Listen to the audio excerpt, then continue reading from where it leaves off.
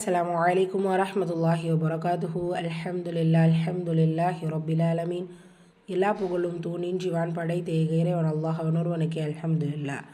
அல்ஹம்துலில்லாஹ். நம்ம சூரா நாசியாத் பார்த்துட்ருக்கோம். இன்றைக்கான வசனங்கள் இன்ஷா அல்லாஹ் வாங்க பார்க்கலாம். சூரா நாசியாத்துடைய 38வது வசனம். وآثر الحياة الدنيا وآثر الحياة الدنيا வாவ் ஃபத்ஹா வா ஆ ஹம்சா கூடவே அலிஃப் மத்தா இருக்குது. இரண்டு ஹரக்கத்தால் நீட்டம் கொடுக்கணும். ஆசரல் சா எப்படி ப்ரொனவுன்ஸ் பண்ணணும்? உங்களுடைய நுனினாக்கு மேல் பல்லுடைய கீழ் ஓரங்களில் உரசி சா உச்சரிக்கணும். ரா ஃபத்ஹா பற்றி வந்திருக்கு, வல்லினமாக ஓதணும். லாம் சுக்குன் வந்திருக்கு, இணைச்சி ஓதணும்.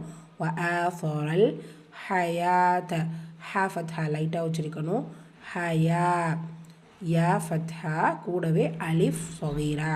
ஸோ இந்த இடத்துல நம்ம ஹயவாத்த அப்படின்னு சொல்லலைன்னா யாக்கு அப்புறமா வாவுடைய மேலே, அதாவது வாவுக்கு மேலே அலிஃப் சொகீரா வந்துருக்கிறனால அது யாவுடையது. இதுவே வாவுக்கு அடுத்து அலிஃப் சொகீரா வந்துச்சுன்னா அது வாவுடையது. ஸோ அப்போ இப்போ எப்படி சொல்லணும்?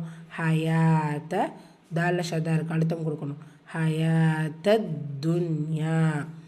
இது எக்ஸப்ஷன். நூன் சுக்குனுக்கு அப்புறம் யா வந்திருக்கு, ஆனால் நம்ம இதுதான் பண்ண மாட்டோம். ஏன்னா சில வார்த்தைகள் எக்ஸப்ஷன்ஸ் இருக்கும் இல்லையா, அது மாதிரி துன்யா அது எக்ஸப்ஷன். இது எப்படி ஃபைன் பண்ணுறது அப்படின்னா, இப்போது இதுகாம் நீங்கள் கவனிச்சிங்கன்னா, இதுகாம் பில்குன்னா நூன் சுக்குனுக்கு அப்புறம் யா வரும்போது யால ஷத்தா இருக்கும்.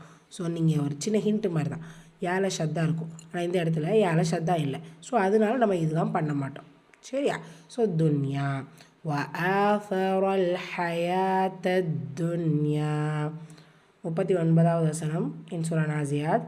فإن الجحيم هي المأوى فإن الجحيم هي المأوى.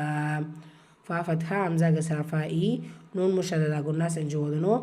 லாம் சுக்குன் இருக்கு, இணைக்கணும். ஃபஇன்னல் ஜஹீம ஜீம் ஃபத்ஹா ஜா ஹாலயா மதா இருக்குது, இரண்டு ஹரக்கத்தில் நீட்டம் கொடுத்து ஓதணும்.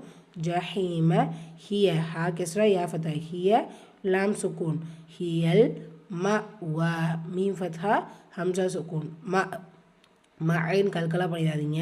ஹம்சா சுக்கூனுங்கிறதுனால பாயிண்ட் பண்ண மாதிரி சொன்னால் போதும். ம வ.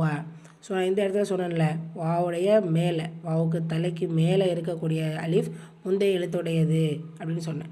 ஸோ இங்கே வாவுக்கு இங்கே இருக்குது சகீரா, புரியுதா? இந்த அதாவது வாவுக்கு அடுத்து இருக்கும், அதுக்குள்ளே சகீராவாக இருந்துச்சுன்னா அதுக்கு அடுத்து இருக்கும். ஸோ இந்த இடத்துல நம்ம வா அலிஃப் சகீரா வச்சு வசனம் முடிஞ்சிருக்கு. ஸோ நம்ம அலிஃப் சகீராவே முடிச்சிடும். ரெண்டு வசனத்தை ரிப்பீட் பண்ணலாமா? பிஸ்மில்லாஹிர் ரஹ்மானிர் ரஹீம். وآثر الحياة الدنيا فإن الجحيم هي المأوى. الحمد لله. அடுத்த வசனம் இன்ஷா அல்லாஹ் நாளைய வகுப்பில் பார்க்கலாம். அஸ்ஸலாமு அலைக்கும் வரஹ்மத்துல்லாஹி வபரகாத்துஹு.